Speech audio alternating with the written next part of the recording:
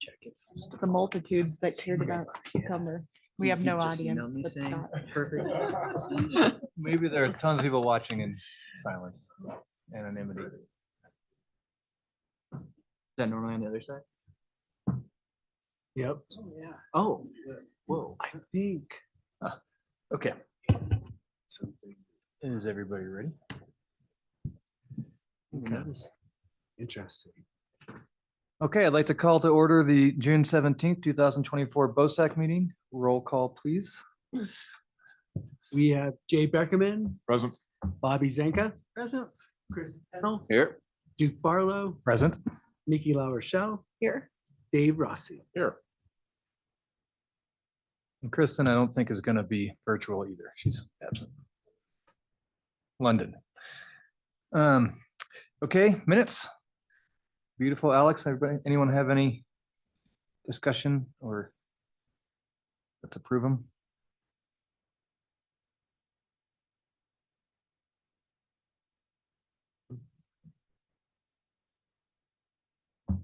Motion. I motion to move to approve. Second. Great. All right. Agenda, anything, any last minute changes, any discussion from commission? Public comment? Mark? We know each other now. Okay, staff summary, please, Tony. Yeah, summer season is cruising right along. We got a lot of projects going on.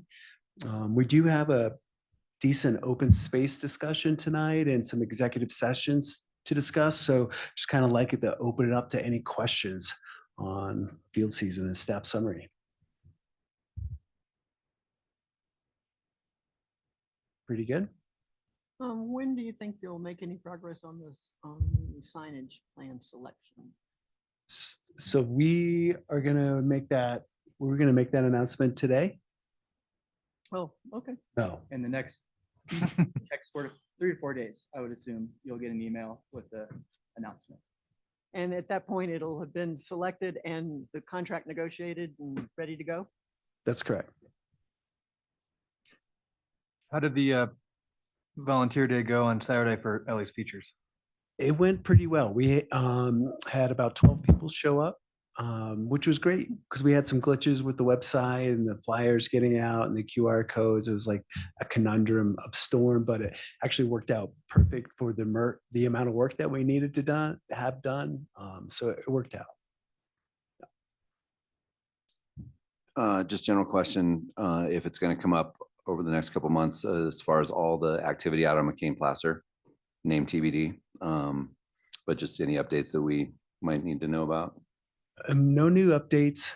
They are putting in the road, constructing the road right now. And if you've seen the Upper Flume Mike's Trail connection offers a great view of what's happening right now. And it's, I've heard, answered some questions and concerns about the water overflowing, but it's actually doing exactly what it was designed to do and overflow and settle into these low spots and create these artificial or, other wetland areas. So it's working really well. So all the construction we're seeing is mostly the road construction and the infrastructure for the roadway. Yep. Is that right, Mark? And what about the potential for putting skier parking on that property? I think that's still open for discussion. I don't think anything's set in concrete right now, but that has been discussed as a possibility. And when is that likely to be? When is the decision going to be made? And is that something we get to discuss or at all? Yeah, thanks, Mark.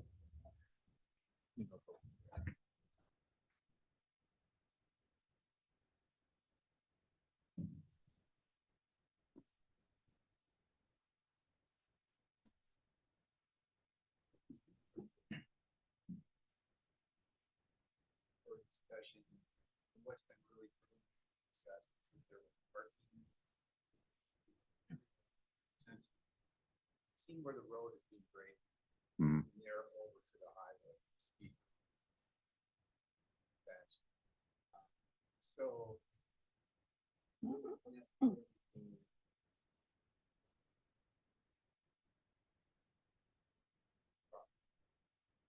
that whole 150-foot area is considered a zone in terms of. So we'll see. Council still. So, but for that concept.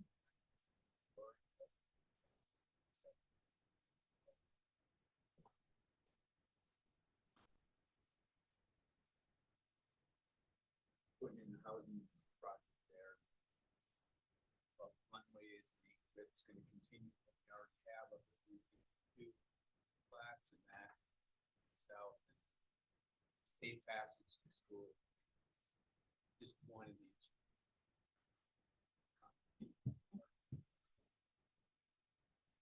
Have on the south.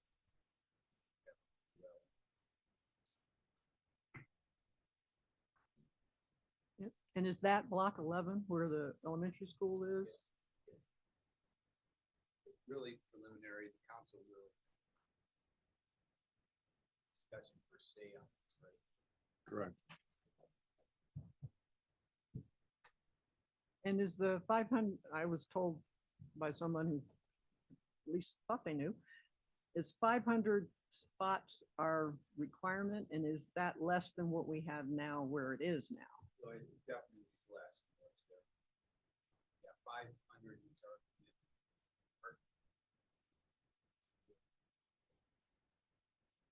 What it said, you're gonna provide 1,400 some spaces down at the gondola lots. X amount more front, places like that in town. A space for 500. That's where it's been. I think that.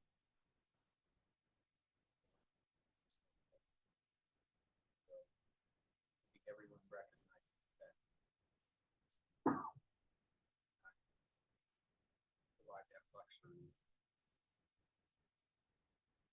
Where do we think they're gonna go?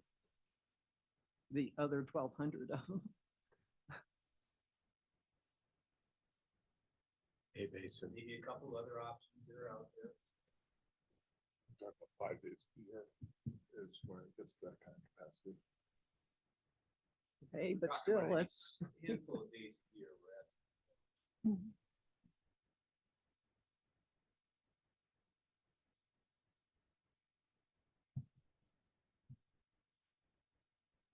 Thanks. Thanks, Mark.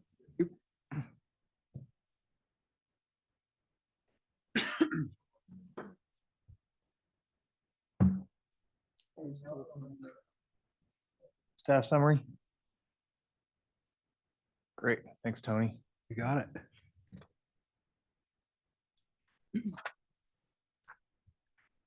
Our first discussion topic today is going to be with Summit County Safe Passages. Looks like Stefan is here in the virtual audience.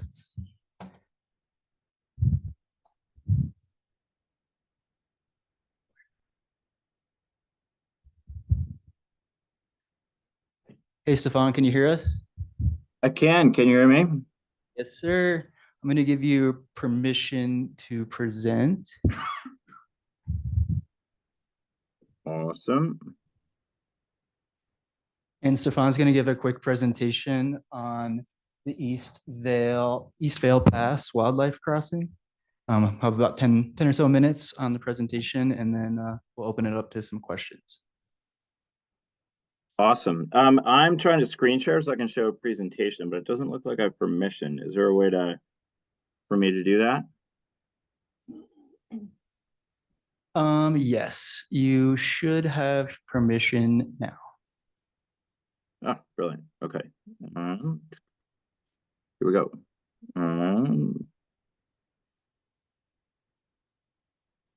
Can you guys see this PowerPoint presentation?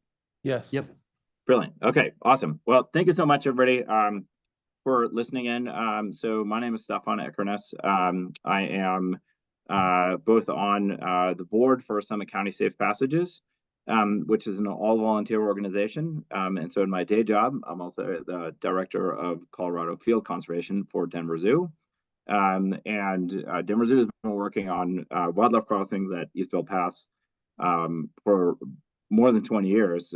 We've been specifically involved in some of this work more with camera trapping to specifically evaluate Eastville Pass since 2015. So I'm going to quickly talk you through kind of the overview of Eastville Pass and what Summit County Safe Passages is and what we're trying to do. We have been, so Summit County Safe Passages was originally created from, this is going to change, there we go. Let me see if I can get this into presentation mode. Can you guys see that okay? Yes. Okay, perfect. All right. So in 2017, essentially, and it was really coming out of a 2016 CDOT project to redo State Highway 9. And as part of that project, needed mitigation funds or needed to mitigate some of the effects of environmental effects of expanding Highway 9. And part of that was like, what should we do for wildlife crossings? And essentially, nobody in 2016 quite knew where specifically would be the best place to put in wildlife crossings. We knew from a lot of studies that we needed wildlife crossings in different part of the state, including in the county. And in 2016, essentially, this plan was funded to be completed. And the plan was completed in 2017, which was the Summit County Safe Passages Plan. And it was adopted by county commissioners in 2019 as an official plan. And it basically highlights where where the most important things are to be completed, are for where should there be wildlife crossings, where are there needs for crossings in Summit County. And essentially there were 17 locations, out of which the top one was in Eastville Pass here. So there were, being an all-volunteer organization, this has been our top priority. So out of those 17, there was a stakeholder engagement at a bunch of different levels to discuss like which of these 17 are both most feasible that we should prioritize, and which I'd like to identify top 3, and then out of those top 3, which is the top one that we're going to put most of our effort into. And long story short, Eastville Pass came at the top of that. And shortly after the plan was formed and the stakeholder engagement process had been started, the Summit County Safe Passages Partnership was started to really move. So instead of this just being a report that sat on a shelf, instead it said, you know, hey, who is going to be, what organization group of people is going to really move this project forward? So that's who Summit County Safe Passages is. We're really kind of the embodiment. We're a partnership, we have 9 different agencies and nonprofits, including Summit County and county commissioners and the open space on the board, along with CPW and CDOT and others, the Forest Service and Denver Zoo, and really to bring this plan forward. And so where, you know, Eastville Pass, why Eastville Pass? So like, why did we pick Eastville Pass? So to give you a quick summary here, we're talking about I-70. So there, the star is the Vail Pass Summit. West of the divide, or west of the summit, there is in Eagle County, obviously, and that has its own construction now happening, which is going to have some wildlife crossings. And the Eastville Pass is really kind of the last piece of the puzzle, really, for trying to build now connectivity, restore connectivity across I-70, where I-70 really acts as a hard barrier for wildlife moving, you know, from north of the interstate and the Eagles Nest Wilderness moving south. Wildlife that connected when I-70 was put in, that really severed landscape connectivity for animals trying to move between those landscapes. And it's also a safety concern.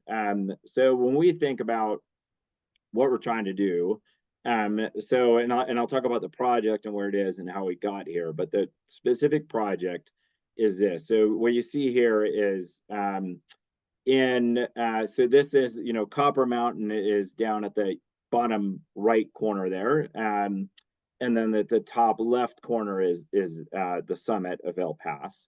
And so this project area is really between the summit and down at Copper Mountain. In yellow there is wildlife fencing that we're proposing, that's being proposed to put in. And in blue these are existing span bridges, and I'll show you some of those here in a sec.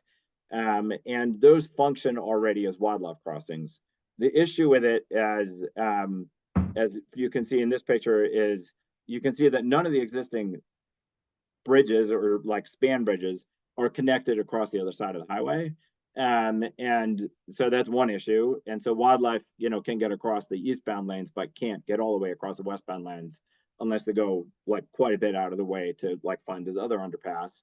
And the second real problem is that without fencing, animals use those underpasses, but they'll also try to go across the highway, which is real problematic because, that's when collisions happen, right? So what we want to do is put in fencing and also put in 3 new crossings that you can see in those red circles. So 2 underpasses on the east side, and then the one that's furthest right, kind of in the dead center of the picture, there's an overpass. And so where we want to put those, why we want to do in this landscape is, why Eastville Pass is it's really great habitat on both sides of the highway. It's also much cheaper when you look at, like, because of the lanes are separated. As you can see from this, a drone footage image taken from above the median. So that's Summit County Open Space, who owns a median, by the way. And where really what we want to do here is putting in wildlife crossings, because you only have to put in structures that span 2 lanes of highway. And that, of course, is much cheaper than if you're trying to do it across like 6 lanes of highway, or even 4 lanes of highway, which is really everywhere else on I-70. So the fact that the east and westbound lanes are separated and there's good habitat in the median is really important for controlling project costs. So there's a really good sort of engineering and cost, which is a real thing, right? Reason to do it. And there's also really good wildlife here. So Vail Pass is really important for lynx and a bunch of other species. So lynx are a federally threatened species, and we've been camera trapping Denver Zoo and then part of Summit County Safe Passages. We've been camera trapping since 2015. And we've found 13 species of carnivores within a quarter mile of the highway, in addition to deer, elk, moose, and bighorn sheep. So there's essentially 17 species of carnivores and hoofed mammals that use this landscape within a quarter mile of the highway, but they're really kind of cut off, including lynx. So when you look at where we found lynx, so we've been trapping both north and south of the highway, and in the camera trapping also in the median. So north of the highway, south of the highway, and in the median. And the only places that we found lynx are south of the highway. And that also bears out from the data that we have from CPW with GPS collars and other things. Is so Canada lynx were reintroduced to Colorado into the San Juans, the southwestern portion of the state, in the 90s. And they've moved north. And so in Summit County at Eastville Pass is the furthest north that Canada lynx have made it in the state. And so there's not breeding populations anywhere north of I-70. And that's because the I-70 acts as a hard barrier. We've had a few mortalities. I think it's 4 lynx have been killed on I-70 over the last 20 years that we know of. But really so there's some degree of mortality, but the bigger issue is simply it just acts as a hard barrier that lynx are not, and other animals are not really able to cross. And so it really cuts off the rest of the state. And we talk about, climate change and how we're going to proactively manage it. Restoring landscape connectivity becomes a really important component of that. So where we're seeing is also that there are real mortalities here. So is both from wildlife and unfortunately people. If you hit an elk or a deer or a moose or a bighorn sheep on I-70, it's really bad for everybody involved. And wildlife vehicle collisions are the 3rd leading cause of crashes reported on Eastville Pass from the 10 years 2013 to 2022. So it's the 3rd leading cause of crashes. We have done more intensive surveys for roadkills in 2022 and 2023, and in each of those years we had 17 animals that were killed in this 5-mile stretch of highway. So, and obviously that's, bad for everybody. It causes traffic jams. Traffic jams are really expensive and nobody wants to sit in them. They're obviously pose a huge risk to people. They kill wildlife in addition to severing landscapes. And unlike, the great thing about wildlife vehicle collisions, they're really bad, but the one good thing about them is that we have solutions for them, unlike a lot of problems. And the solution is, that we can build overpasses and underpasses and allow wildlife to cross. So this is one of the underpasses that exists on I-70. That currently exists only on the eastbound lanes, or sort of there are 5, I believe, on the southbound or the eastbound lanes, which on the south, and the westbound lanes, there's 1, but they don't match up, and then they don't have fencing. So animals do use these overpass or these underpasses, these span bridges. But they're really, to really be effective, you really need to put in fencing to guide animals there. So that's the project that we have been focused on. So essentially, and we're a good chunk of the way in this. So the first really big milestone came in 2020, when we got $205,000 to get to about 5% design. So the first, I should step back for a second. The first part of any wildlife or any transportation project to seed out, they have kind of milestones. And so there's a 5%, which is just you're kind of off the ground. You have initial designs, see what you're going to do. So there's a feasibility study is what that's called, which is 5%. There's a 30% landmark, a 60% landmark, and then that you're shovel ready. You're ready to be built. Like all the design processes are built, and that's around 10% of a project is typically design costs. So the first step that we're in with Eastvale Pass was completed in 2020, which is the feasibility study. And that was paid for by Vail Resorts and Arapahoe Basin. They paid all the vast majority of that, and then with some money also from the Center for Large Landscape Conservation. And essentially we got initial drawings and additional ideas what it should look like. So these are, back to that, echoing that similar map from earlier. So you can see these are the 2020 cost estimates and drawings for the initial design we're trying to do and where we're trying to put these crossings here. So you can see Copper Mountain there to get oriented there. North is pointing up on the map. Copper Mountain there on the bottom right. And then we're trying to put these 3 bridges. So 2 underpasses, one a buried bridge and second an arch underpass. They're both essentially designed with about 3 to 4 feet of underlying, I forget what it's called in engineering speak, but you basically have sod underneath the highway to prevent icing. Obviously, icing is a real concern, so you want to build in abilities to control icing while allowing animals to pass underneath. So that's what those underpasses are. And then there's overpass. That's an hourglass figure to basically minimize the area that spans over the highway while maximizing access for animals to make it a welcoming landscape for animals. And you can see those in very small writing there. I don't know if you can read those. Those are cost estimates from 2020. Unfortunately, inflation has increased a lot since then. So those price estimates have gone up quite a bit. So where we're currently basically at. So we had stakeholder meetings, including with CDOT. So the executive director for CDOT is Shoshana Lou. She's in the center of this picture. We had First Gentleman Marlon Reese. We had state senators and state representatives out here really evaluating this project, getting momentum for it. And where it currently is so from that stakeholder meeting in 2022, CDOT assumed project leadership and ownership over it. We got a bunch of agreements. There was a state bill that year passed, State Bill 151, that created a state fund for wildlife crossings across the entire state. We received $250,000 that year from Summit County, so in 2022, and $750,000 from this state funding from the State Bill 151, with another $90,000 in private dollars to get the project to 30% design.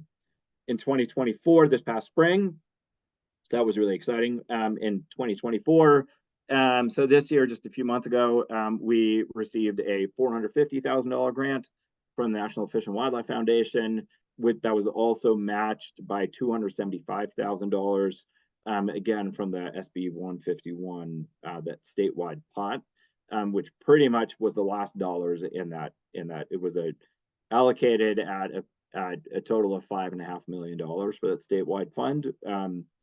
We asked for 25 million, we got 5, so, and then another $500,000, so that's okay.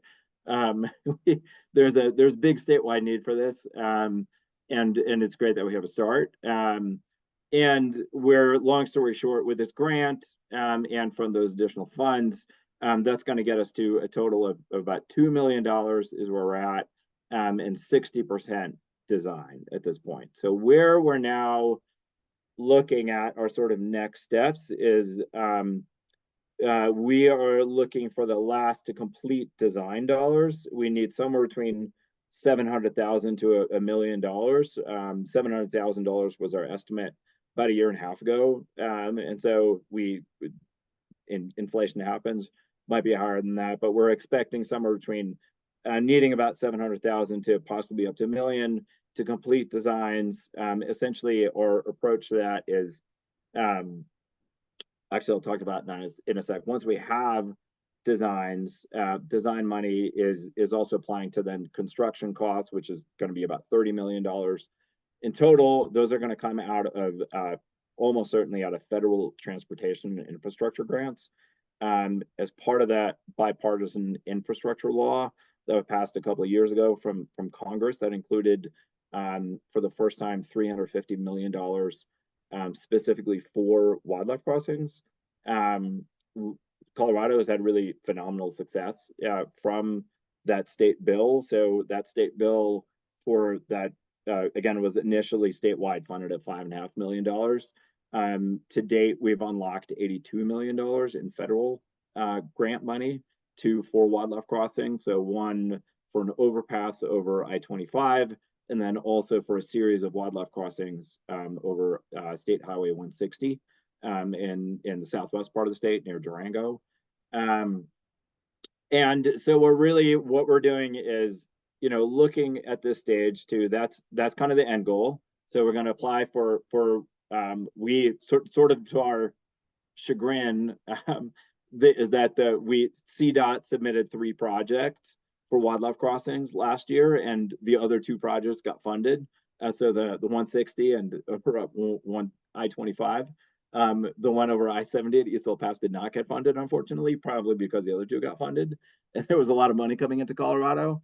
So and they were already shovel ready, so they already had designs completed for those projects, which makes them really attractive for congressional dollars where they want to see outputs.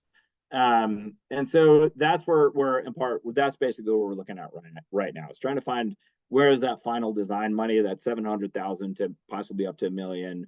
And instead of going to one source to ask for all that, what we're doing is going to a bunch of different potential pots. So we talked to, Summit County a couple of years ago, put in $250,000. We went to Summit County Open Space a couple of weeks ago and talked to them about whether they would be supportive. They're still discussing that.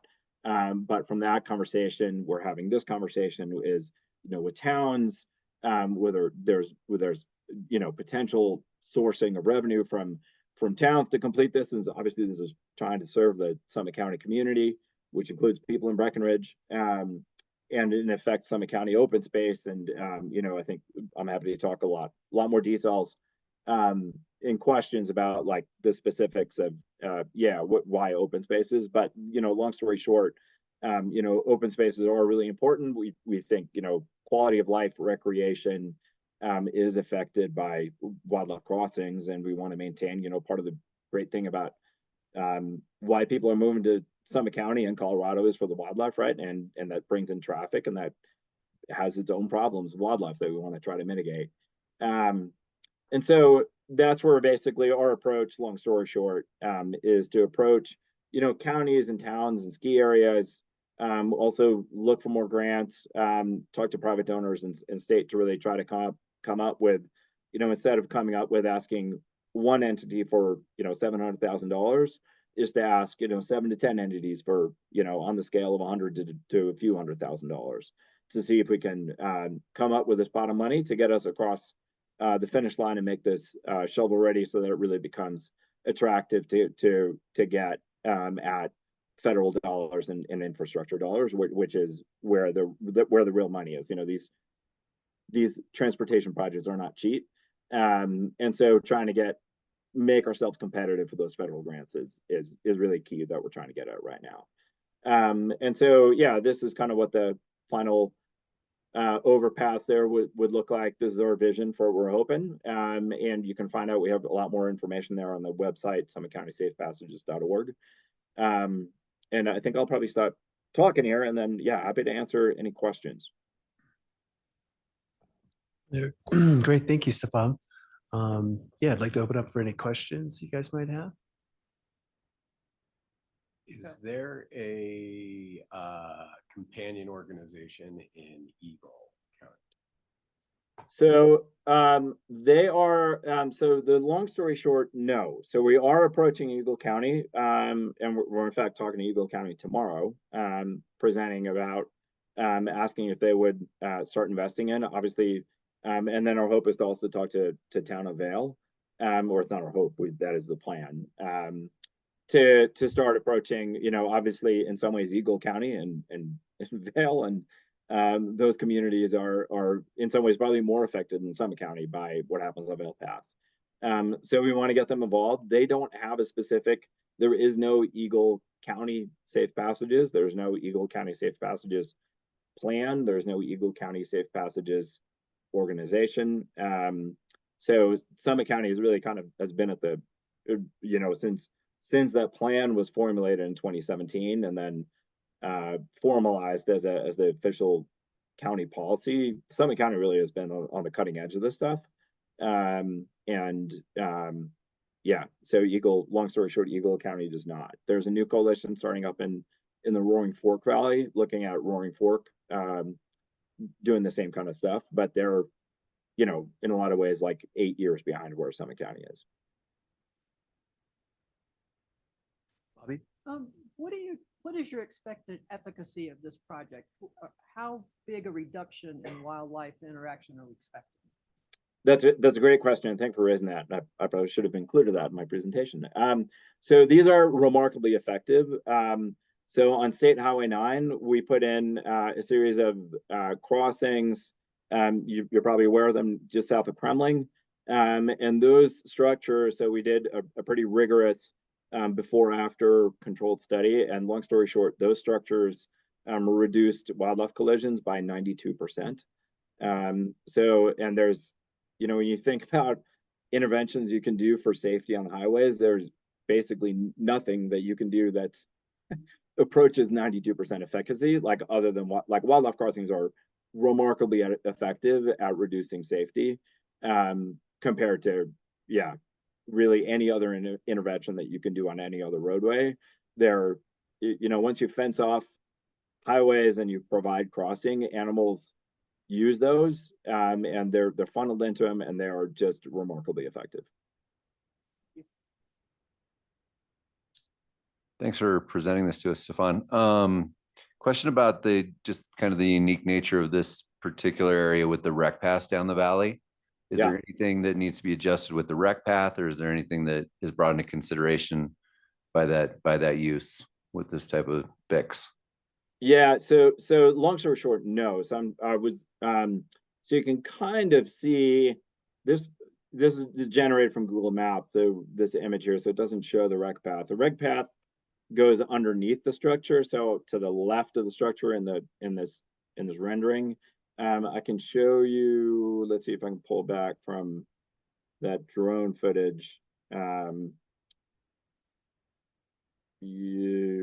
earlier. You can see the rec path pretty clearly in that one. So yeah, so the rec path here is on the, you can actually see, I don't know if you can see my cursor. If you can, my cursor here, so there's a creek down there, and then there's also this bike path. So, and I believe that this drone photo is taken from, all right, I think the overpass would go essentially from the very far left side of the photo and across the highway there, and it essentially would and sort of, so it would not like interfere with the bike structure, but you could see from the bike structure, you'd be able to see the construction and you can see the structure really well. I don't, so the structure, once it's finalized, would not interfere with the bike path at all. I couldn't guarantee what would happen in construction. There might be interference during construction. I don't know how that would be staged, if that would be only from the highway. But it, like the rec path as it exists would at most be temporarily affected during construction, but not during the after construction is complete. So for follow-up on that, does that mean now we'll have collisions with bikes and wildlife? So, you know, like it would probably, I would love to say no. It's probably something that it's kind of a unique situation. There aren't a whole lot of these structures that are right next to a bike path. It would probably affect wildlife density somewhat over there. You know, because you're concentrating animals at specific points. Do I think it would be, you know, is it going to become so overwhelming? I doubt it, right? Like we get a lot of animals when you're like on camera traps and we're hiking through there, you know, you see animals, but it's not so much that I'd be worried about a safety concern. I bike a lot. You know, I'd watch out. We'd probably want to put, you know, I think it's probably something that you can pretty easily mitigate given the speeds that bikers are going. I would think you could probably mitigate it with like wildlife crossing signs, right? Which probably work better on a bike path where it's easier to slow down and people are probably more likely to react to it. And you're not going, you know, on a bike, you're going, what, 25 miles an hour or something if you're going pretty fast, as opposed to on a highway speed, you can go 75 miles per hour. You don't have a lot of time to slow down. So, you know, anyway, long story short, I think it could probably be pretty easily mitigated with signage and warning signs. It's something that should be thought about. I don't think it's something that would pose a real public health hazard. You know, certainly less public health hazard than currently when there are, you know, 17 collisions per year on the highway. That's a lot worse. Yeah, than some of those animals on the bike path. Thank you. In my opinion. Hey, Stefan, I appreciate your passion and dedication to this project and all the time that you've spent on it. Once it gets to be shovel ready, what you got to be thinking, it's $100 million+ cost for construction. What's the process to getting those funds? Yeah, so the cost is 30 million. So the whole project current estimated cost is 32 million, and out of that about 10% is estimated to be design. So that's where like 2.7 to $3 million in designs, out of which we already have 2 million. So yeah, it's about 30 million that in construction, you know, might have to be adjusted. Those numbers were from a year ago. I don't know how much inflation has affected construction costs in that last year, but might be revised up somewhat. But anyway, ballpark 30 to 35 million. And essentially, the best pathway is this wildlife crossings pilot project, which is specifically for wildlife crossings. That's how I-25. There was an overpass over I-25 that got funded at 22 million. That was announced in January, I believe, of this year. And so that would be our most likely avenue. There's currently. The other timeliness of this is that grant closes on September 4th. So CDOT's going to be putting in an application for this project. In our ideal world, what we would have is not necessarily money for all for the design process in hand, but we would love for the money to be like a letter of support saying, hey, we're going to put this into our budget for 2025, so that we can go into that grant saying, hey, we have the money committed already for the designs to be finalized. So so functionally it will be shovel ready by the time the actual like federal grant dollars would actually be allocated to CDOT, is that the project would at that point be shovel ready. So yeah, so long story short, you know, with it's the Wildlife Crossings pilot project has one round that's closing on September 4th. There's a second round that if we weren't successful in September, we would get feedback from, hey, what can we do to improve the grant application? There's a third round. So the first round of that project was a year ago. The second round is September. The third round is in the spring of 2025. And at that point, so those are the two immediate. Long story short is the Wildlife Crossing pilot project in September of this year. If we're not successful, then we'd resubmit in spring of 2025. If that's not successful, then there are a few other transportation pots that we could also apply to. So one is called RAISE, which is it stands for something that I've now managed to forget what it is. It's something infrastructure support. It's a federal grant acronym. It's got a lot of dollars. That's actually where the state Highway 160 money came out of, was that out of that RAISE funds. So those are, and there's another bill called infra. There were wildlife crossings in Wyoming that were paid for that, like a Trapper's Point is kind of a for the path of the pronghorn that goes out of the Tetons. If those words don't mean anything to you, don't worry about it. It was a big project in Wyoming a few years ago, and that essentially those crossings were paid out of this infra federal grant. So long story short, Wildlife Crossing pilot project for the next two rounds would be our top goal. And if neither of those work out, then we probably look at some of these other infrastructure dollars for transportation. Thank you. Stefan, is this on CDOT's 10-year plan? So no, but they are on different plans. So CDOT has a whole bunch of different plans, which are I've started to try to figure out the ropes in CDOT. And it turns out that what I thought was a one 10-year plan is sort of, well, like a bunch of different 10-year plans. And so there's one like Wildlife Crossings 10-year plan that this one's on, but it's not on the like top 10, top priority projects across of CDOT. So one of the things that we also are looking into is in part as we start figuring out CDOT internal processes and priority setting tools, is the transportation that they have what's called a TPR. There's an Intermountain TPR, which stands for Transportation Planning Region. And that's essentially made up of different stakeholders from municipalities, so counties and towns and other stakeholders to set priorities for the region. So there's one for the Intermountain region for CDOT. And so that's another one that we want to get on the, like, work through the TPR for the Intermountain region to get this project on that priority plan, which might also unlock CDOT dollars that are allocated specifically for those projects. So there are a bunch of different avenues, and I was trained as a wildlife biologist. So I wasn't trained in CDOT bureaucracy, but starting to learn it, for better or worse. And yeah, so we're working through, yeah, like all the different avenues that we can work sort of internally within CDOT as well.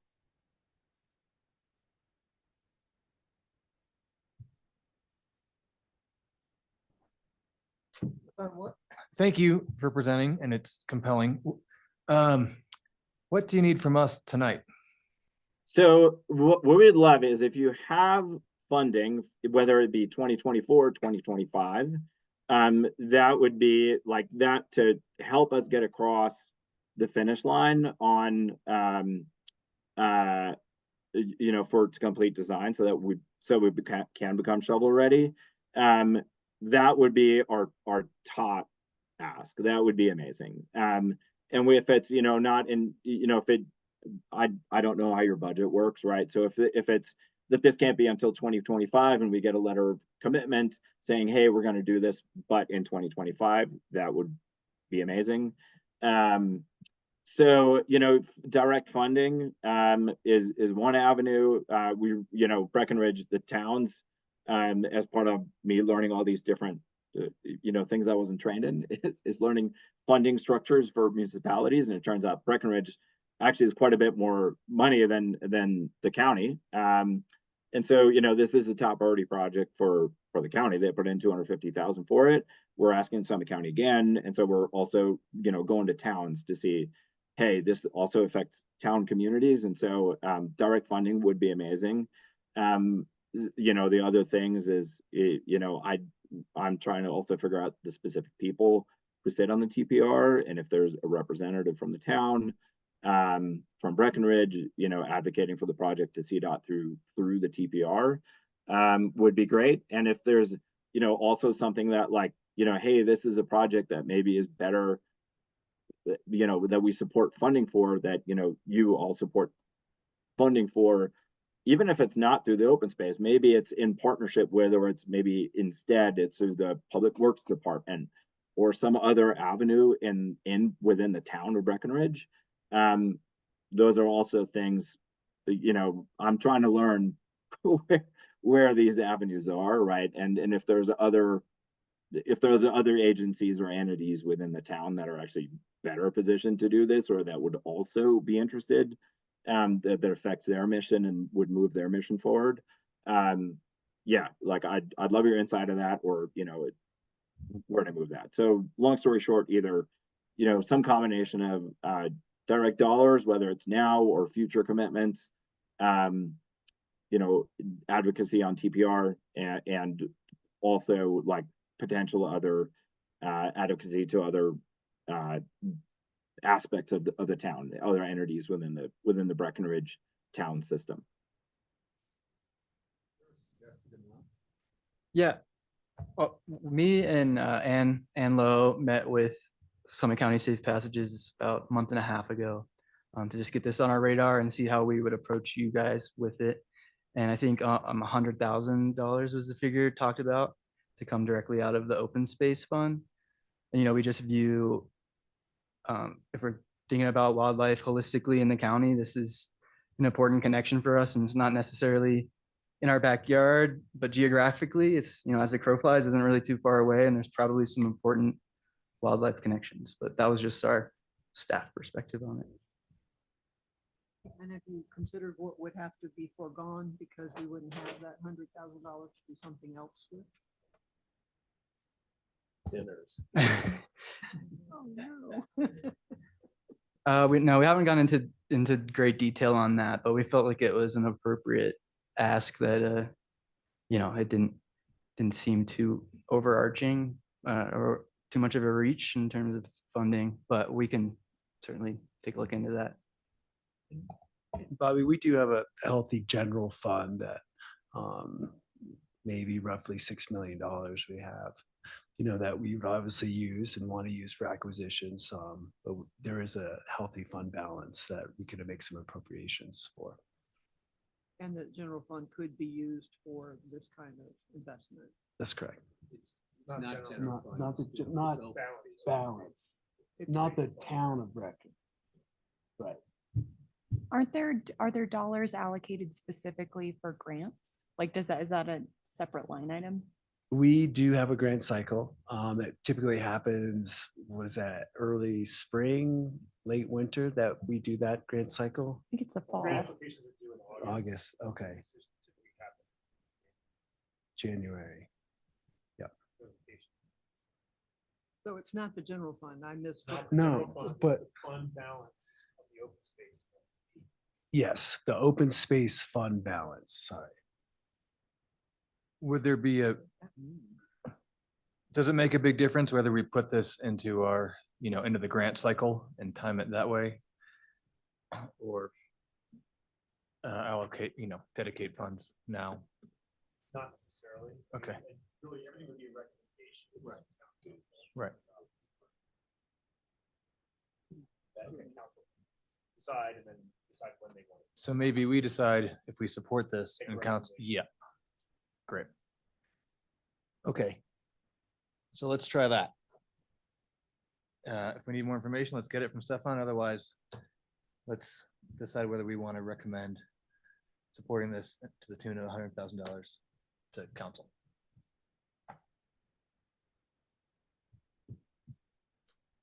So I should, since you mentioned acquisition, so on a quick note, so one of the reasons why this project also is really compelling from on a statewide level, and you're trying to look at across the entire I-70 corridor, which we know wildlife collisions are an issue on I-70, and connectivity is an issue, is that because there's Forest Service on both sides of the highway, there is no need for land acquisition. That's otherwise a pretty big problem in a lot of other areas where you have private land or you have development that's potentially coming up. And we know that's not going to happen here. And so that also is part of what actually makes this project like very cost effective, is that you don't have to do any land acquisition. So wanted to also throw that out there. Good point. And thank you guys for considering it. Yeah, and I'm happy to, yeah, and in follow up, you know, if you have more questions, I'm happy to answer anything over email or come back in person or whatever is easiest.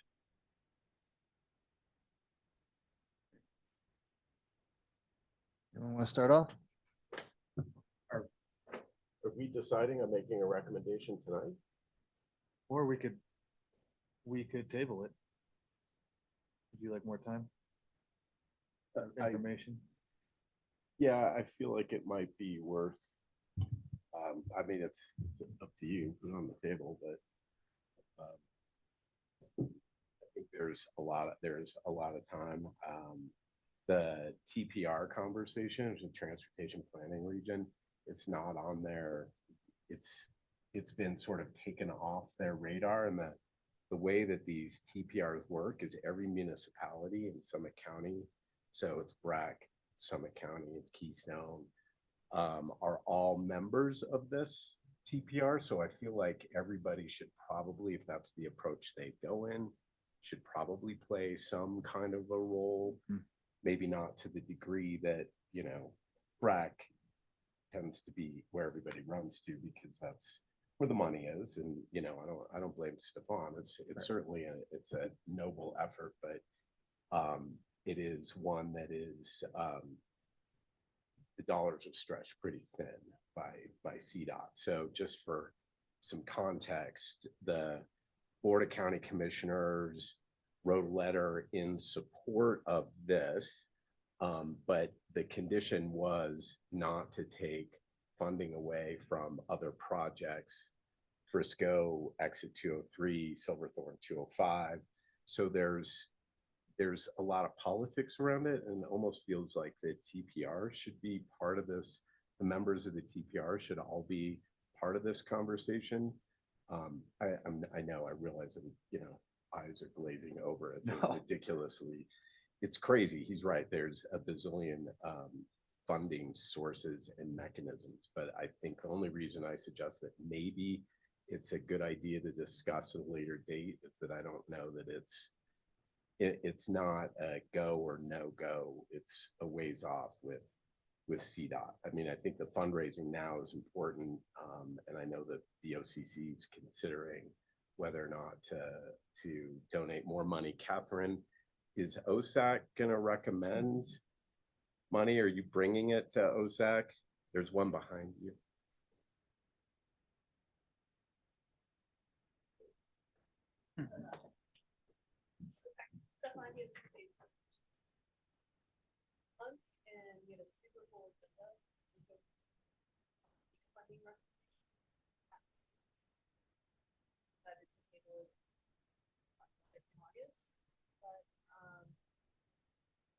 This 250 that was mentioned based on. So it was board directed. Got it. Okay. And it's not a lot of money, but that was just sort of some context that people want to think about.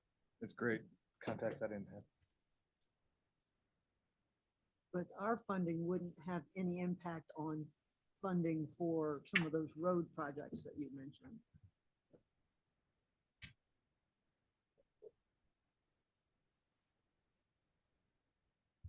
I think it's worth maybe bringing it up at MMC and seeing if there's any collaboration that we can do with the town, with all the towns and counties, and make a bigger splash and be kind of a united front.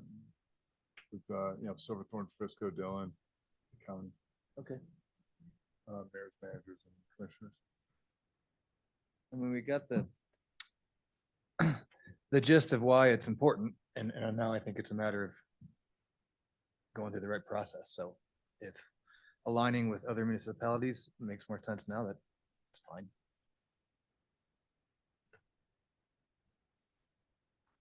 You guys okay with that approach? Yeah, I think that's great. We got some time to figure this out. Does anyone have a problem with that approach? Nope. Okay. All right, Stefan, thanks. We will get Thanks so back much. to you. Really appreciate it. We appreciate it. Thank you.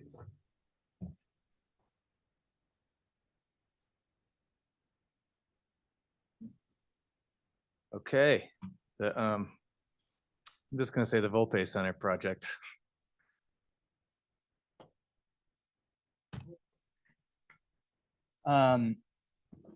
So the next thing on the OSD discussion is this Summit County Dillon Ranger District Recreation Action Planning Initiative. Bit of a mouthful, but it's been brought up in previous meetings that, we have a new national monument in our backyard with the designation of Camp Hale Continental Divide in October of 2022. So our friends at the Forest Service took that opportunity to not only look at the trailhead amenities and the new national monument, but to just take a more holistic or overarching look at amenities throughout the county and the Ranger District. So the U.S. Forest Service brought in the Volpe Center for both of these tasks, and this has led to this action planning initiative. And so representatives from various stakeholders, including Summit County Open Space, our open space program, the U.S. Forest Service, et cetera. We've been working together on this amenities planning exercise, which was included in your guys' packet. It's been a really cool tool to kind of analyze the existing infrastructure of trailheads and kind of see opportunities for expansion, or some cases maybe not changing anything, and think about our backcountry, front country, mid country master plan zoning. Kind of similar with the tiering of the 4 tiers that we came up with, and yeah, so we've been working together to complete that exercise, and that was included in your packet. And we just wanted to introduce that overall concept to you. See if you kind of like that general direction that the group's heading, and if you had any questions on specific trailheads listed. Yeah, and it's just overall, if you felt comfortable moving forward with this as a good tool to use when it comes to making decisions regarding trailhead amenities throughout the county. How does it fit in with our front country, mid country, back country stuff? It's not directly tied in yet to those levels, but just thinking when we were coming up with the concept of the levels of 1 through 4, I just try to make that point of like, it's not always, we don't have to improve every single trailhead. There's going to be certain trailheads and access portals that we want to keep pretty primitive and backcountry. So I just brought that up to mention that there's those tiers kind of line up with some of our management zone practices, and that led to what amenities should be on a certain tier. I don't know if that answers your question Well, exactly. It seemed to me like, for instance, Quandary looked like it was intensely to be managed, whereas it's, I guess, mid-country in our setup, which isn't quite so intensively managed as front country is. Well, to speak on Quandary, I mean, that we're doing a completely different project and an approach to the 4 or 5 major trailheads up there. And, that's going to all fall into a level 4, at least from the Forest Service and Volpe Center's perspective of, even though it's probably in our mid to back, it's farther away from the town core. It's just the amount of use and type of use designates that as higher priorities or a higher tier in terms of what amenities are probably required there. Frankly, I think that's a better way than our front, mid, and back kind of arbitrarily saying that if you're in the back country, there's not to be much management. Well, this is an example of when, yeah, we are. That's a valid point. And, having 4 tiers as opposed to 3 management zones does, we kind of had conversations about what amenities fall into each tier. And so it does give you a little bit, I think, more flexibility than front versus back. Does our master plan dictate that we have to use that structure? Or is this master plan just sort of we use it when it works for us? No, I think the master plan provides us guidelines, but also flexibility. I think that was one of the main reasons we went with the overarching plan, is to allow flexibility for unique cases that do pop up, Bobby. And I don't think we are dictated. I think it's for us, it's great to have that as a background plan, but then it's for us to have a conversation about it. And does this actually work and make sense? That's good. The trailhead may or may not dictate the broader utilization. You could Mhm. park in a trailhead and it could still be a front country trailhead for one person, but it might be the launch pad for a backcountry experience for someone else. So I don't see it that they're totally linked, right? The trailhead and then the trail utilization. But if you look at our map, you'll see that Right. there are trails that that are in one color Right. that are not really corresponding to this organizational structure. So we'd be doing more. I'm not arguing against this kind of intensive management for some of these locations. I think that's a good idea. I'm just a little concerned that we're basically ignoring what we said was our plan. I wouldn't put it as ignoring, Bobby. I think we have it's a good guideline, and then we have, like I said, we can actually talk about it and see if it works. So I wouldn't say it's ignoring yet. It's nice to have. Yeah. Can we discuss at all the prevalence of the bike parking at trailheads and the, Yeah, we're curious what that means. Yeah, and the EV charging. Good questions. Good questions. Well, so then like an EV charger, that wouldn't, that would certainly only be in a very high use area, very high level Front country. hub or something like that, or a parking area. Is that for vehicles, or is that including bike EVs, electric bikes being charged there?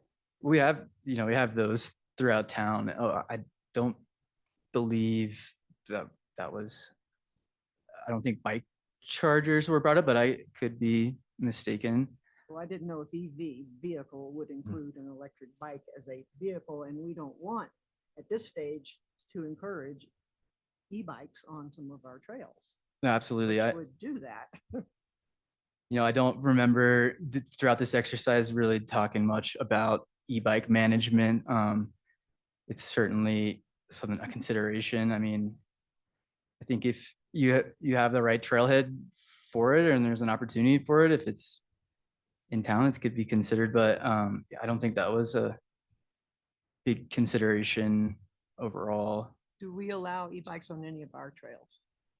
Just Then on the why other would we page, have an e-bike charging station at a trail? maybe you are riding. What would happen? I have an e-bike, and I ran out of juice a few times on my e-bike, and it would have been nice, but I don't think the charging stations are for e-bikes themselves. We're talking about cars. And then the bike racks, I think we're talking about if somebody did have an e-bike, they can easily ride to a trailhead and park the e-bike and then use hiking, as their outlet. I think we're just looking at ways to reduce cars. Like Baldy or the Lariam Trailhead, for example, might be a good place where you could have that amenity. So I'm sure some folks might want to try or ride their bike to ski. A lot of gear involved in that, but I'm sure there's folks out there that would love that opportunity. So just trying to get creative with, thinking about every avenue to increase wayfinding and transportation. And if it's a bike rack and a backcountry trailhead, it might seem a little weird, but Is it possible to geofence, or maybe they already are, geofence the town's bikes from? oh yeah, I don't think they can leave They town, are, right? town limits. Does the e-bike go to turn trail off lines. if you pass the line? Right. It stops. The bike you gotta know it stops. yourself. You get thrown over the bars, just auto brake. Just out of curiosity, just because of how many times it was mentioned, is there examples in other communities where people bike to go hike?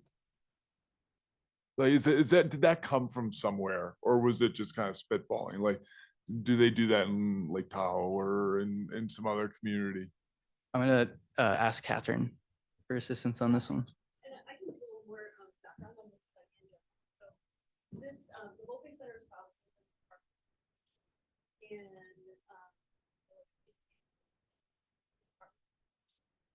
their focus is really on this study, is looking at capacity. And not, part of that is, yes, looking at trailhead amenities. System that you say what makes sense at which level.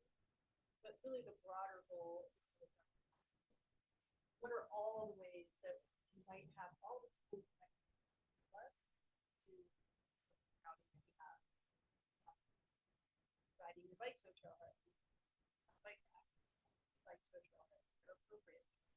Like, think about the path for these protein where ride up a road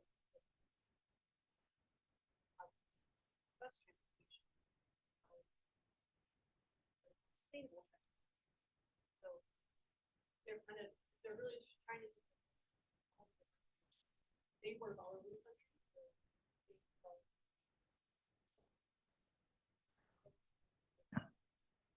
So I would imagine that like Thank you.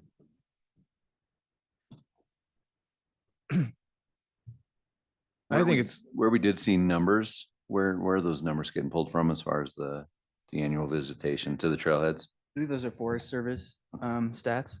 We have numeric counters on all those, or Summer County as It's well. a combination of town counters, Summit County and Forest Service. it's great to see. And I noticed there's a category of parking fees and it says maybe if part of area-wide recreation pass. Is that something being considered now? Yeah, we're still very much in the conceptual stage of this separate quandary recreation planning effort. But yeah, I mean, I think if we were gonna utilize shuttles and transportation, we need to provide a way for locals to, get a good price point on those. Advantage of if they're living in that area, give them maybe some flexibility with parking and whatnot. But we're still kind of hashing out the details of that, and it's very conceptual at this point. Do we have an idea of how many of the additional trails besides wandering McCullough Gulch that this might apply to? I don't foresee that like any reservations or the local pass would certainly only, in my mind, apply to the new national monument trails. If it becomes effective and something that is a positive thing, then we need to apply it elsewhere. Could be something in the future we see it throughout the county, but I think for now it's certainly focused on the national monument.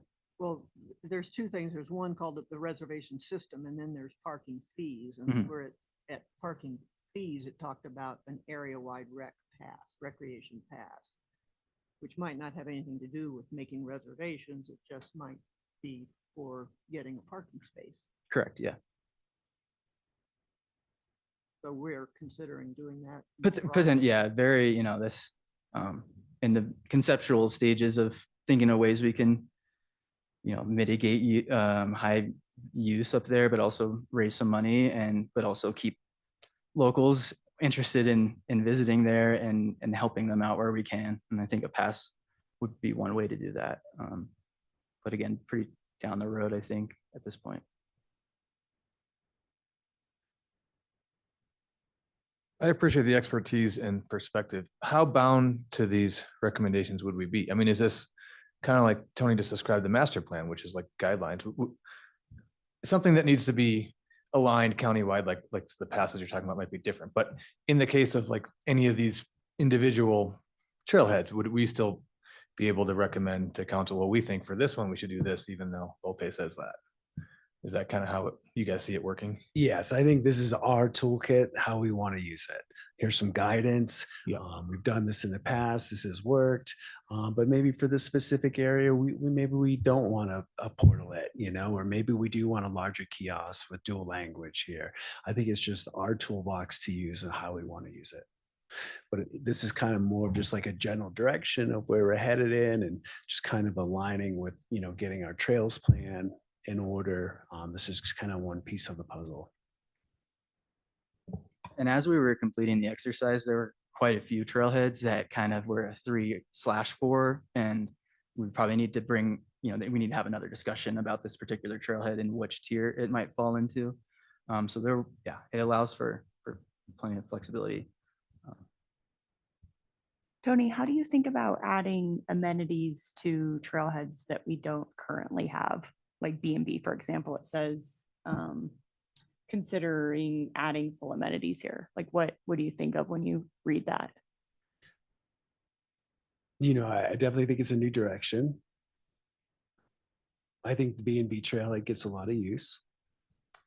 And we've had portalets at other spots at the Wellington Bike Park, up at the Sawmill Reservoir. But those areas are more congregational, I guess we've talked about, where people are hanging out. But we've seen them, being used a lot. And I think I brought this up the other day when a portalet was left out accidentally at the B&B trailhead for a special event. And during that time out there looking at the Keystone Drill, just seeing the amount of people get out of their cars and use that portalet was eye-shocking and surprising how used it was. So but it's up for discussion. It's a big topic, to talk about as a group and kind of decide where we want to put these amenities. This might be getting a little in the weeds, but would that be something we would contract out, like a portalet upkeep situation? Is that too in the weeds? What are bow sacks? The newest members. Yeah, we would contract that out with probably trash. And then, we've also looked at these kind of 3-sided structures that we could construct on like a concrete pad that would make it look a little more pleasing to the eye as well. We probably won't, if we decided to move in that direction, I think we would look into those kind of 3-sided structures to kind of give a nice appearance. Under e-bike charging, what is in promotions to trailheads mean? Does that mean encouraging people to ride to the trailheads on the e-bike? Is that what that's talking about? Yep. Okay. Catherine, has OSAC talked about this?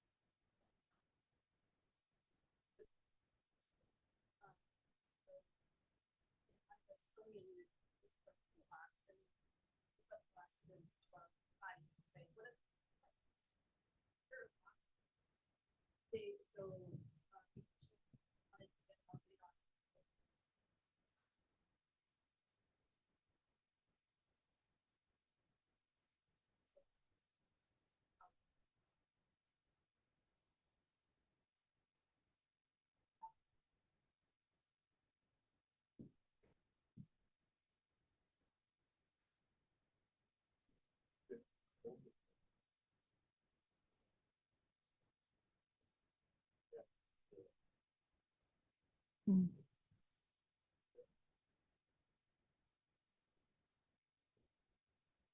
Yeah.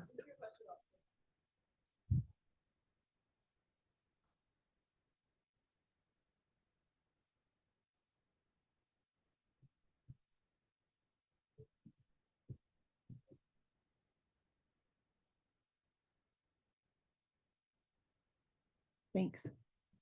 I think this is a lot of really good information and suggestions on things that we should consider Yeah. whenever we're talking about any of these trailheads. And even not the specific ones that they identified, but just this approach when looking at any of our trails that we might want to do something to or improve in some fashion. I think it's a pretty useful tool. I know this isn't you had mentioned earlier or previously that this might not be this isn't the comprehensive list. Will Volpe be looking at everything in our system?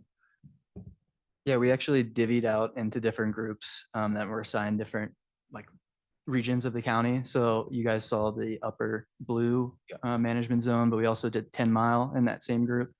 Obviously looking at stuff along the interstate corridor. And then there's another group looking at the lower blue. And is the last group like I don't know what the last grouping is, but I think there's the snake, sorry.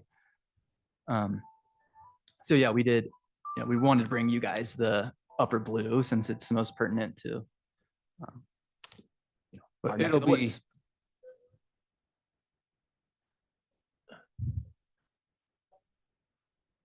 Yeah, sorry.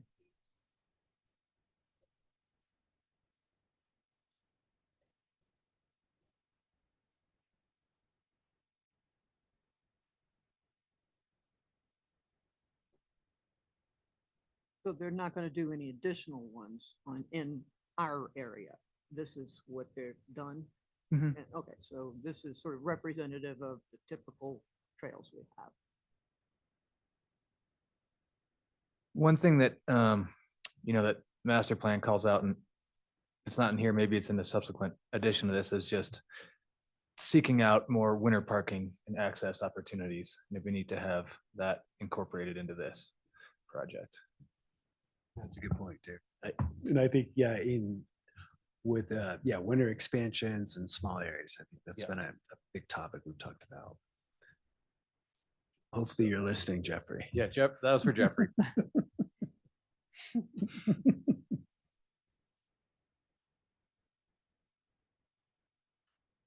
Hey, do you guys have any more questions or concerns on this direction that we're heading in? I am sure this will be an ongoing conversation that we'll continue to talk about as we move forward.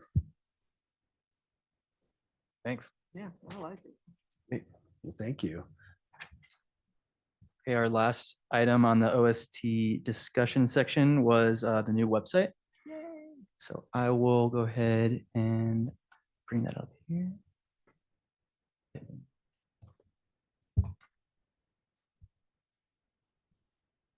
And here's our new URL, it's breckost.com. Hopefully, you guys were able to take a glance at it over the weekend. But if not, I can run you through real quick. So obviously, we have our homepage, which introduces the program and has links to our various subpages. You can navigate it up here to bring up the menu of subpages. We'll have 2 or 3 more. Right now, this is like a phase 1 launch is the terminology we're using. Hopefully phase 2 will be by the end of the week. But yeah, I'll just quickly go through here. We've got the about and trails linked on the main page, and you can navigate to those by also clicking on the links on the main page. Oh gosh. Just hit B, it should pop right back up. BR, oh, missed the spot. Sorry about that. Really excited about this little blog section here. This will allow us to update website visitors with various seasonal messaging. If we need to make an alert or an announcement, that's a great spot to do it. And we can link all of our social media to these blog posts. And again, further links on the homepage, but we'll go ahead and skip those because we're going to see them here in a second. Really excited about our trails page and this new trails conditions filter.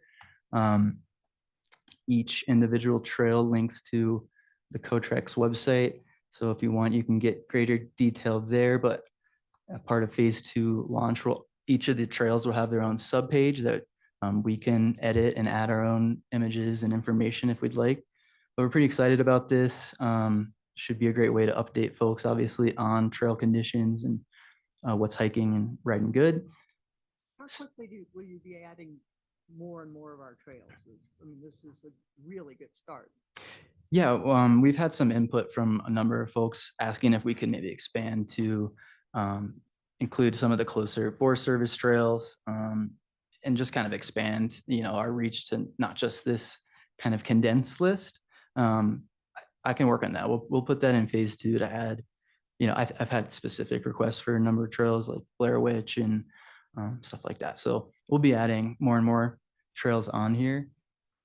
But yeah, just a quick overview, obviously the status, got good, poor, and fair. There'll be little updates, we can edit if, certain sections riding good and one's not. On the river trail, we just said, caution, it's open, but, please use caution. It's quite high right now. And the bike park being worked on, we can update that as it was finished the other day. But anyway, excited about that. We've got links to trail etiquette, obviously important here in town. Tons of good information there. And then if you're interested in hiking Quandary or McCullough, we've got a link to the county's website and additional information. And then we'll move on to the about, which is obviously it's kind of some general information and background history of the program. You've got a link to the master plan, a link to Joel and the trail technicians, or sorry, this state of the open space report. Our overarching goals. Here's our BOSAC information. Phase 2 will have a link to the town website that has all of the meeting agendas and whatnot. Open spaces, obviously we not only manage trails, but open spaces. So we wanted to highlight that. We've got this pretty cool story map where you can explore some of our important open spaces. A couple of reports from our naturalists on noxious weeds and wildflowers and cucumber. Here's the field report from Joel and the trail technicians last year. Link to the towns living with wildlife and another link to the state of the open space report. Lots of good information and interesting reports housed here. And finally, maybe our most important page is the events page. I think I fixed the last of the hiccups this morning when it comes to registering for events. So yeah, obviously this calendar will house not only all of our guided hikes and activities with the naturalists, but we've got our FOBT events in there. We will include things like all of our BOSAC meetings, town races, end of the year party, just any event that has anything to do with the open space program will be on this calendar. I'd love to get it kind of color coded or categorized so it's a little bit easier to differentiate between the types of events. But And you'll be able to register right from that? yeah, so it's tomorrow. If you wanted to sign up, Bobby, we could get you signed up right now if you want to go on a wildflower hike. But this is kind of the area that we're experiencing the most difficulty and fine tuning. But I think I made some good progress on it this morning, and we're hopefully get all the both naturalists on board and on the back end of this site so that they can manage the hikes and participants and everything. Really excited with what Civic Brands produce for us, and it should just continue to get better and better. But I hope you guys have had some time to check it out, and we welcome any feedback. We'll do probably 2 more phases. I think phase 3 will be the final launch. And yeah, so that'll probably take 2 or 3 more weeks. So welcome input, edits, anything you guys would like to see. I forgot one thing that I wanted to point out on the trails page that we're really excited about. Underneath the filter, we're going to have another section here for users to submit their feedback and photos of down trees or any other issues that will just kind of expedite the process for our trail techs. So ultimately, you'll have all of our trails. Yeah, I believe, this is a pretty good list of the town trails. We're missing a couple of the more recent ones. And then of course our retrofitting trails, Troll Stegan's not on there. But I will get that up to scratch and put at least. Well, you don't have 20 all the Chantilly's. No. That's Well, a whole Chantilly other 1, website. 2, 3. So There'll true. be maps. Get through one meeting.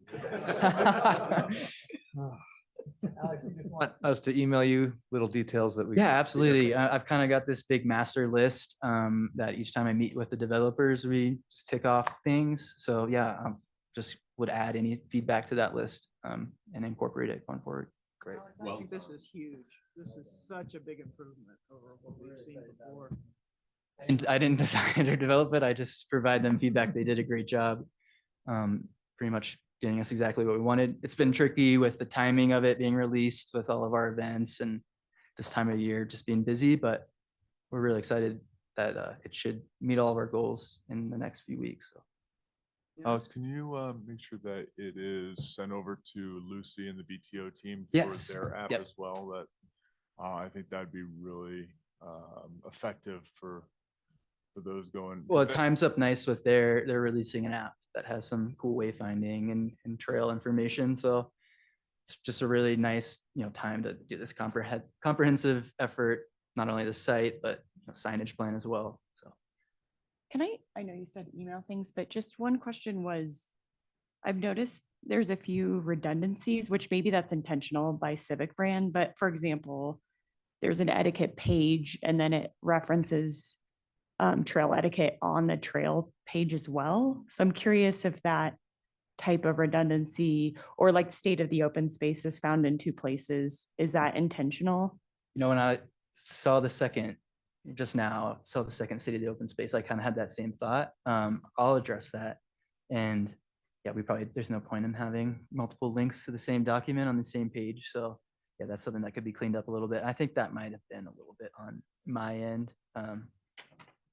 Submitting documents to put on one page at once. It might have been a little confusion there, but I'll try to eliminate some of that redundancy.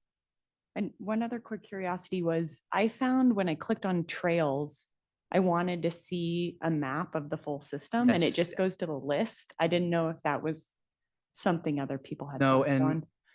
that's also on the homepage.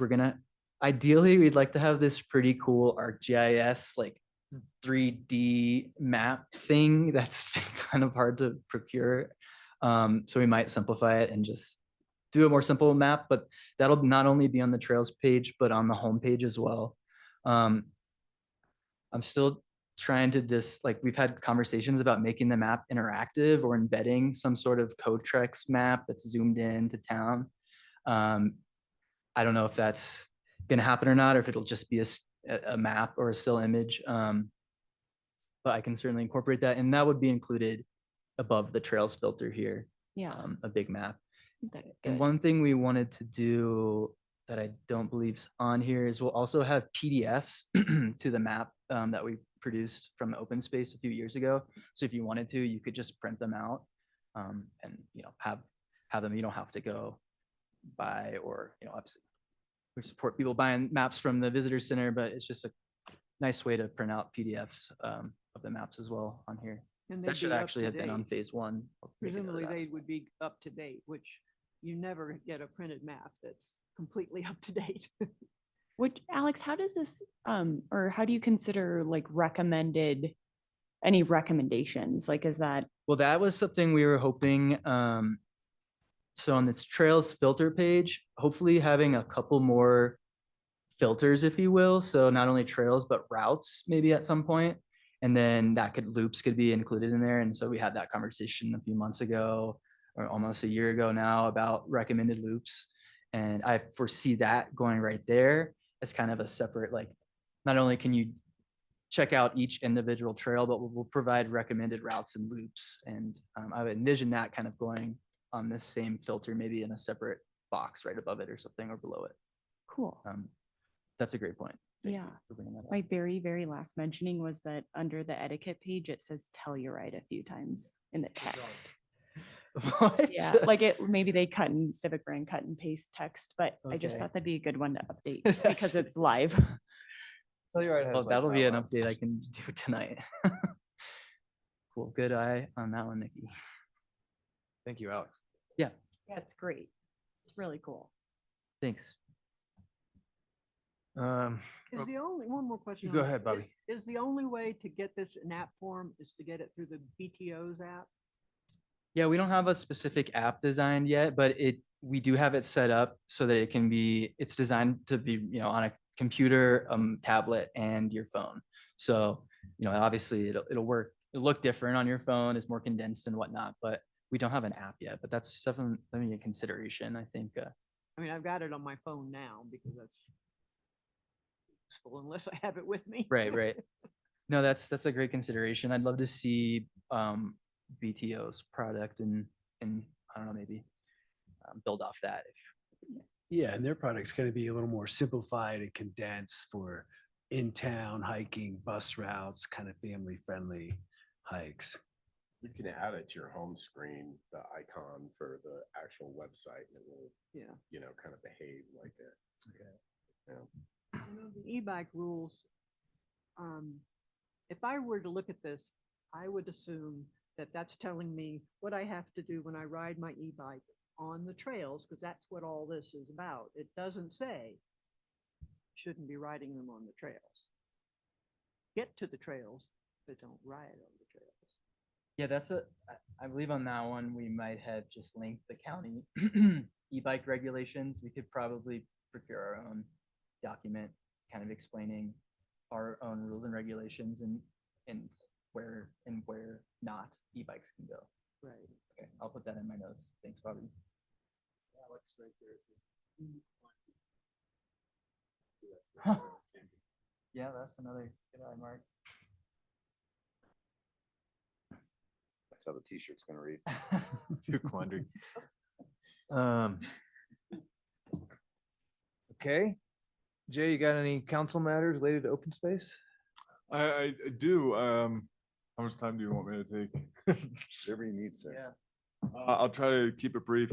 First thing is, I don't think we've met since the recommendation from BOSAC for Toad Alley was approved and solidified by council. Due to many reasons, we decided not to take any minimization efforts at this time, and that we would take it up come next spring when we were ready to implement or at least talk about, or have us here at BOSAC talk about what minimization efforts would be most effective at first. Minimization. Meaning, do we want to allow bikes? Do we not? Do we want to set a minimum time, or do we want to avoid dusk and dawn and set the route hours to later in the morning and earlier at night? And so that's that. We briefly touched on the Breck app that the BTO is launching. And one of the things that I found out is that there are things that you can turn on and turn off. Meaning if they on the app recommend Toad Alley as a family friendly trail, we can ask them to turn that off during the spring or during high volume times where we want to see some of the traffic diverted from that area. And so I think that's just important of having the organizations work together and know that if this is an in-town app for our guests, we can help guide them to where we want them or away from where we don't want them. And I think that was pretty effective. Schoonover is, as you guys know, probably slated to be demoed. This has been put off a little bit because of asbestos concerns, but you'll see fencing around the Schoonover building that is slated to be demoed and be used for a little pocket park, if you will, for e-bikes and the such, porta potty as well. All the things that we've discussed today. When is that now going to be done? They're working on it. It's TBD. Okay. Yes, unfortunately.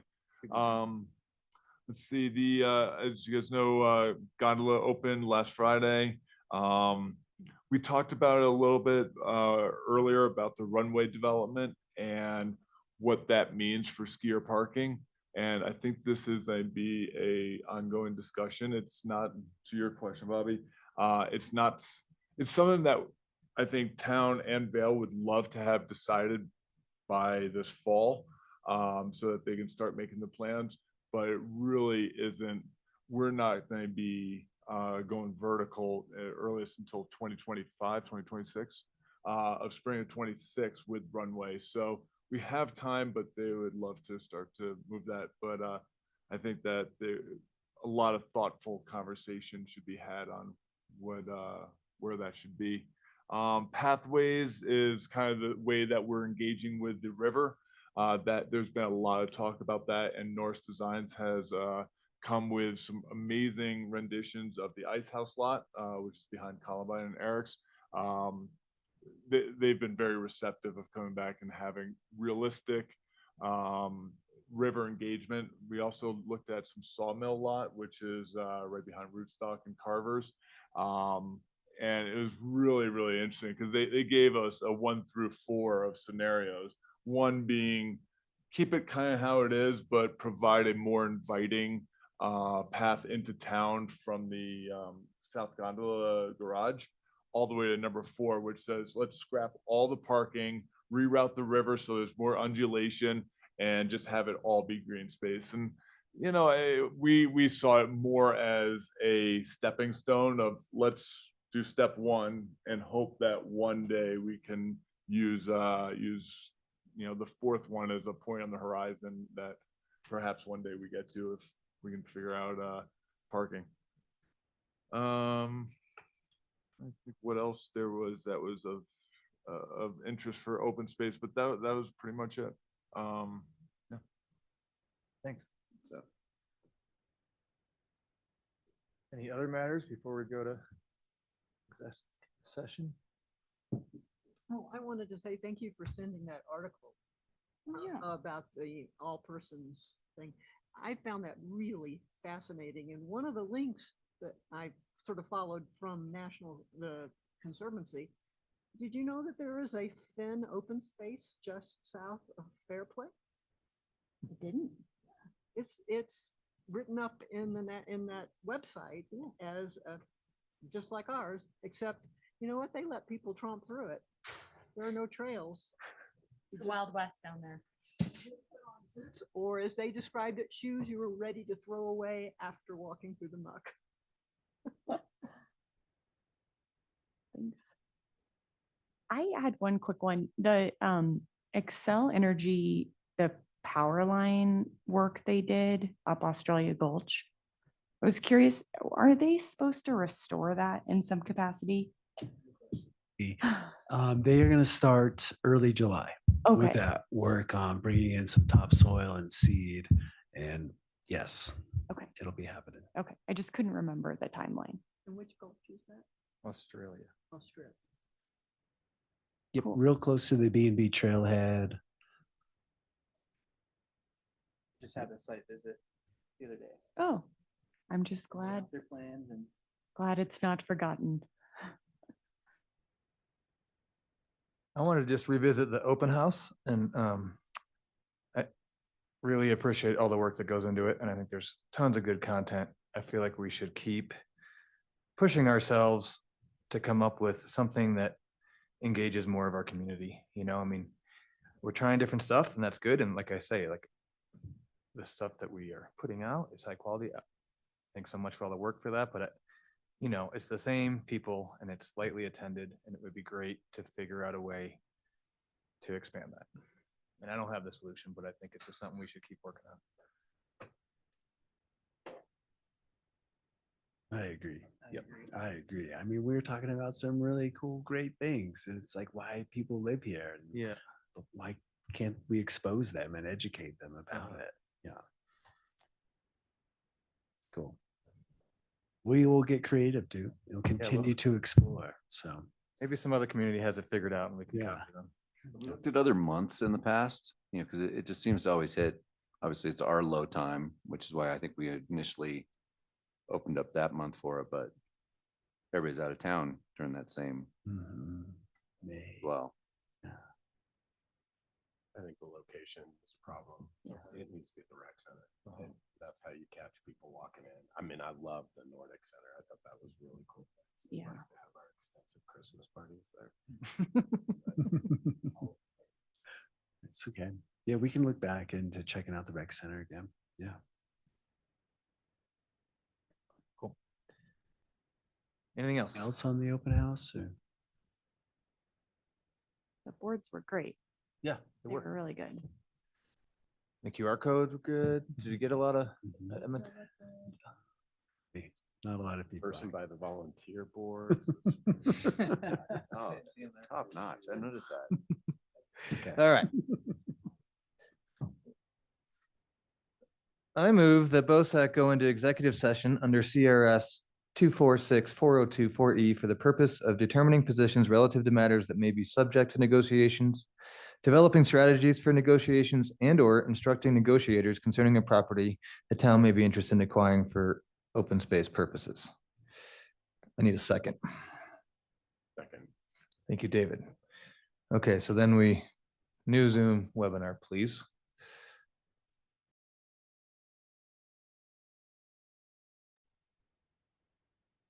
Time is now 8:06 PM and the executive session has been concluded. The participants in the executive session were Catherine King, Turk Manapar, Scott Reed, Mark Truckee, Tony Overlock, Alex Stack, David Rossi, Nikki LaRochelle, Duke Barlow, Chris Tennell, Bobby Zanka, Jay Beckerman. The Breckenridge Open Space Advisory Commission has discussed in executive session whether to recommend to town council to direct the manager to negotiate the acquisition of property for open space purposes.